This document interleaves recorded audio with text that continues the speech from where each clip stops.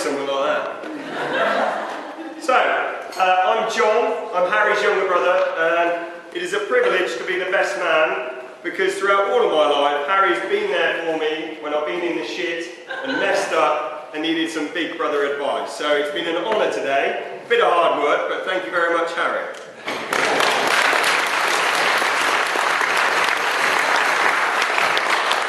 Now, being an older brother like that, I've always had to introduce Harry to quite a few people, and due to him being quite a character, it's always best to pre-brief them. Over the years, I've found that the easiest way to do that is to describe Harry as a Labrador.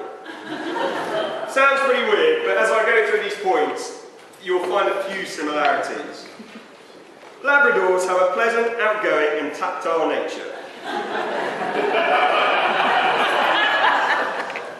Labradors have a well-known reputation for appetite. Owners, Bubs, must be careful not to overfeed. I was at Christmas lunch a few years ago, and we ate so much food during the main meal, instead of going to a different room to sit down on a sofa, Harry had to lie underneath the table until he was ready to get up. Labradors are a curious breed, loving to explore and loving company, following people and scents for food, attention and novelty value. As a breed, Labradors are fairly intelligent and capable of single-mindedness and intense focus if motivated or their interest is caught.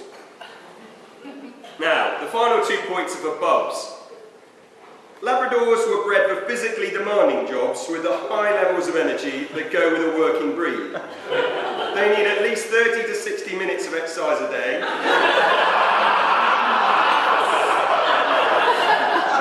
You tweaked onto that earlier than I thought. Without it, they can vent their pent-up energy in destructive ways. Now, this final one I quite like. So their fun-loving boisterousness and lack of fear may require training and firm handling at times to ensure it doesn't get out of hand. An uncontrolled adult can be quite problematic. So, Harry as a kid growing up was a little fusspot, and apparently I was not just right. So my mum came into the bedroom when I was in the cot, and Harry stepped away from the cot, and Mum found me with teeth marks in my forehead. Growing up, him and his friend Wilbar, the usher, spent long afternoons in fields close to our house, where there are a big lot of wild boars. And Harry and Will took air guns and catapults to go mess around with these bloody wild boars, just to see what their reaction would be. This carried on, and Harry ended up shooting Nathan White in the arse with a BB gun, just because he was curious to see what happened.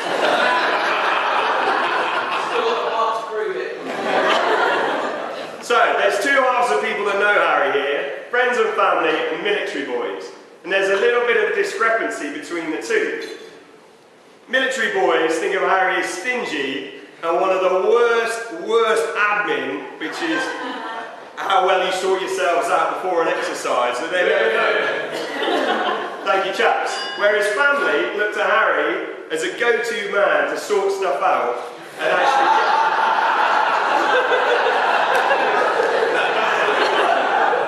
Harry was recently asked to go to an exercise up in the northeast of Scotland, and on deploying to this, Harry packed a pair of desert boots, a jungle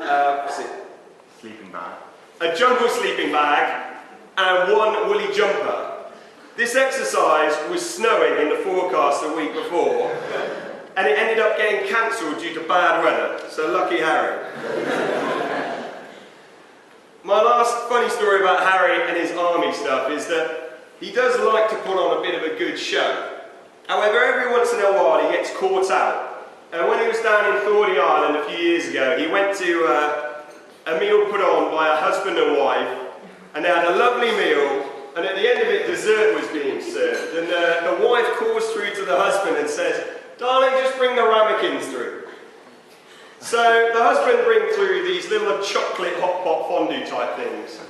And they all scoff this food and it's bloody delicious, not a scrap left. And as they finish, Harry very sincerely leans across the table and says to wifey, "I just have to compliment you. Those were the most fantastic ramekins I've ever eaten."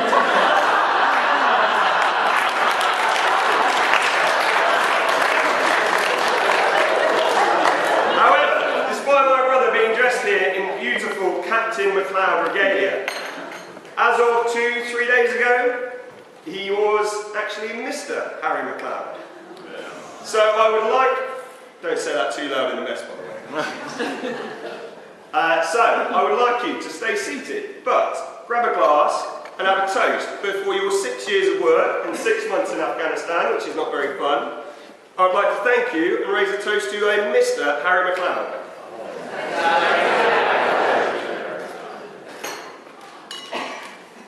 Well done.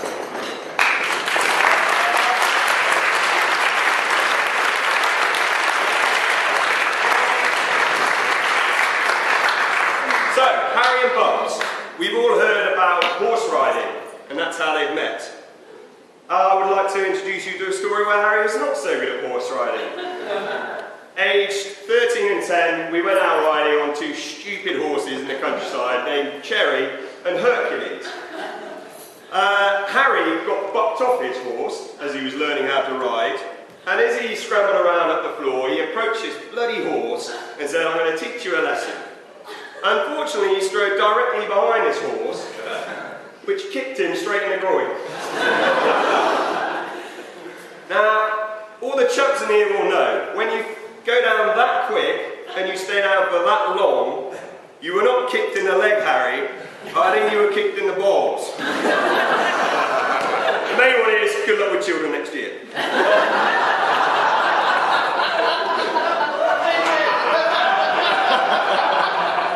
So, Harry and Bubs. Harry calls me up out of the blue and says, "John, I've met this amazing girl. She's really hot, she runs her own business, she's bloody funny, and she's amazing at riding a horse." I think, yeah, that's pretty cool. However, in the words of Del Boy, I say, "Play it cool, Harry, play it cool." Play it cool, he did not. 5-6 months later, he got engaged. And I thought, I haven't even met this girl, who is she? But I've got to say, it only takes a few hours with Bubs, and you think, what a bloody cool girl.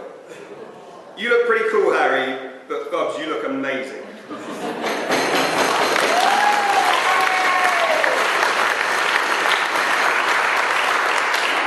And there's a few stories that go on throughout their time together. I quite enjoyed one about when they went skiing. And Harry, in his Labrador nature, likes to look at stuff and be like, "Yeah, I can do that." So he turns up at the top of a skiing jump.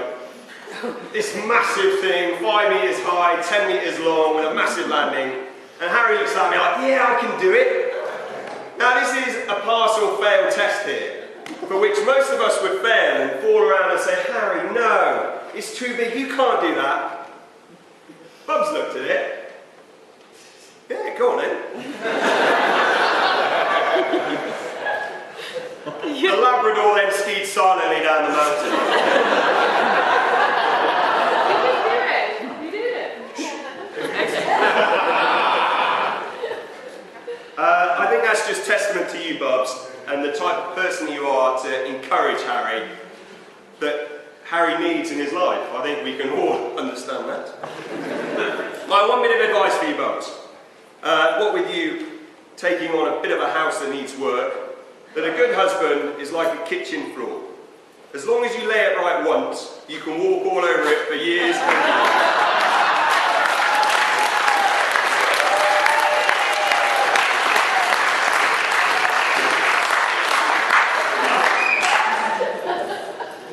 I think it's testament to the pair of the bride and groom that people like them for who they are and the characters that they are, and we all support them for it.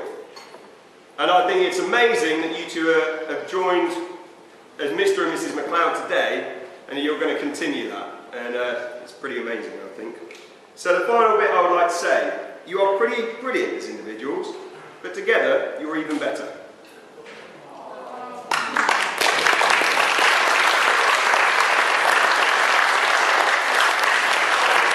Ladies and gents, please be upstanding.